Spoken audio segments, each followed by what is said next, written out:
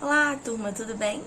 Hoje nós vamos dar continuidade ao nosso conteúdo e a gente vai falar sobre proteínas. Ainda são moléculas orgânicas, tá? A gente vai ver as funções, como elas funcionam dentro do nosso corpo e tudo mais, tá? A gente começa aí da página 23 do livro de vocês. Vamos lá? Proteínas. Pois bem, gente, as proteínas são polímeros, que são macromoléculas, moléculas grandes, tá? Agrupadas em monômeros, que são moléculas menores. Então, monômeros, moléculas menores, a gente já viu isso, polímeros, macromoléculas. Esses monômeros, que são as proteínas, as moléculas pequenas das proteínas, são chamadas de aminoácidos, tá bom? São as proteínas que vão fazer parte da constituição do nosso corpo, como das membranas celulares, da pele, do cabelo, dos tendões e dos músculos. E também são as proteínas que, além disso, funcionam como enzimas, que aceleram as reações químicas que acontecem no corpo, anticorpos, que protegem, atuam na defesa do nosso organismo, e hormônios, que funcionam como substâncias mensageiras químicas, tá? Os aminoácidos, que são as menores partes das proteínas, eles apresentam os seguintes grupos. Um grupo de amina, que é o NH2, que é esse aqui, ó, NH2. Todo aminoácido tem esse grupo aqui, da amina. E tem o grupo do ácido carboxílico, que é o COOH. COOH, ok? Toda proteína tem essas duas partes aqui, o grupo da amina e o grupo do ácido carboxílico. Esses agrupamentos, eles se ligam a um carbono, que é esse aqui, que está ligado a um hidrogênio, que é esse aqui, tá? Isso tudo se liga a um radical R, aqui representado, que vai determinar, de acordo com a sua composição molecular, o tipo de aminoácido.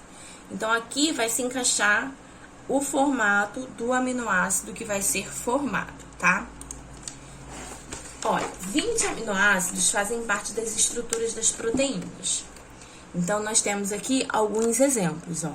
Aquele que a gente viu, o grupo da amina tá aqui, o grupo do ácido carboxílico tá aqui, e aqui encaixa o aminoácido que determina uma alanina, tá? Aqui encaixa o aminoácido que determina uma cisteína. Aqui encaixa o aminoácido que determina uma valina.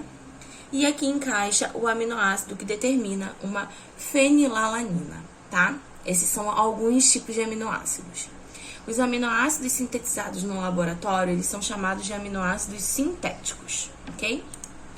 Existem aminoácidos que são essenciais e aminoácidos que não são essenciais. Qual a diferença entre eles?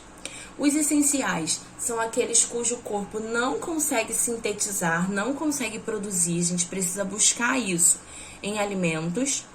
E os não essenciais são aqueles que o corpo consegue produzir. O corpo precisa e consegue produzir. Eles são chamados também de aminoácidos naturais, tá? As principais fontes de aminoácidos são de origem animal. Porém, alguns alimentos de origem vegetal também possuem uma quantidade de aminoácidos, como feijão, soja e ervilha. Por isso, geralmente, quando a pessoa é vegana, ela consegue substituir pela carne de soja a fonte animal de aminoácido, tá? Aqui a gente tem uma tabela de aminoácidos que são essenciais e não essenciais, tá? Podem dar uma olhada aí no livro de vocês, na página 24. E agora a gente vai falar um pouquinho sobre a ligação peptídica, que é uma reação que ocorre entre dois aminoácidos, onde há a liberação de uma molécula de água, tá? Então, aqui eu tenho dois aminoácidos diferentes. Quando eles se unem, eles liberam o H2, um H de cada lado, e o O libera um H2O, que é a água, tá? Quando ocorre a separação, aí a gente chama de hidrólise, que é quando a gente acrescenta água, tá? Então, a gente tem aí uma ligação peptídica formada pelo CO que fica e o HN que fica. E essa parte aqui é liberada em forma de água, ok? Os peptídeos e as proteínas, gente. Os peptídeos, eles são aminoácidos que vão se unir por ligações peptídicas, tá? Eles podem ser dipeptídeos, se forem 2 aminoácidos, tripeptídeos, se forem 3 aminoácidos, oligopeptídeos, se forem 10 aminoácidos, ou polipeptídeos, se forem mais de 80 aminoácidos, tá? Quando a cadeia polipeptídica apresenta 80 aminoácidos ou mais, aí ele se transforma em uma proteína. Lembra que a gente falou que os aminoácidos são as micromoléculas e as proteínas são a macromolécula. Depois de 80 aminoácidos juntos, uns com os outros, aí a gente forma uma proteína, tá bom? As estruturas das proteínas podem ser de 4 formas: primária, secundária, terciária e quaternária. Como que funciona? Aqui, ó, na primária, que é essa aqui representada aí na página 25, a gente tem uma sequência de aminoácidos, tá? Uma sequência linear de aminoácidos, e eles vão formando uma sequência linha reta, por isso linear. A estrutura secundária, ela tem um arranjo espacial de proteína. O arranjo mais comum é esse que a gente está vendo aqui, que parece uma espiral, que a gente chama de alfa-hélice, tá? Existe também a estrutura terciária, que já é uma estrutura de desdobramento da secundária. A gente tem aqui uma estrutura tridimensional da proteína. E a quaternária são várias estruturas terciárias juntas, tá? São 2 ou mais cadeias polipeptídicas formando uma só proteína, ok? Função da proteína, como a gente já falou um pouquinho, estrutural, formar estruturas para o nosso corpo, como tendões, pele, músculo, a gente já falou, né? E também a cartilagem, o colágeno, as membranas celulares, tudo isso é função de proteína, tá? Transporte. A proteína tem função de transporte no nosso corpo, como, por exemplo, a hemoglobina, que é uma proteína no sangue, o glóbulo vermelho, que transporta o oxigênio dentro do nosso corpo.